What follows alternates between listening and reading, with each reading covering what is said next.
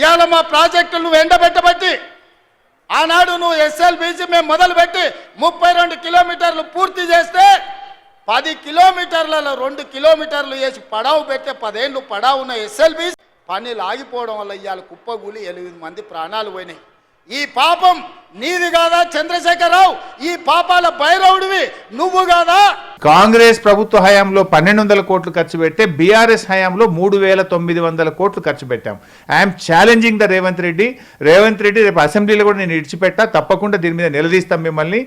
నేను నా మాట కట్టుబడి ఉంటా.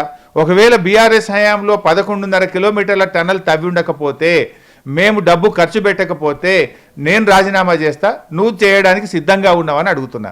గొంతు పెద్దగా చేసుకొని చిల్లర మాటలు మాట్లాడి అబద్ధాలు మాట్లాడినంత మాత్రాన నిజాలు కావు. నీ ప్రభుత్వం దారుణంగా ఫెయిల్ అయిపోయింది. ఇవాళటికి 10వ రోజు కూడా కనీసం వాళ్ళ డెడ్ బాడీస్ని కూడా బయటకు తేలేకపోతున్నారు.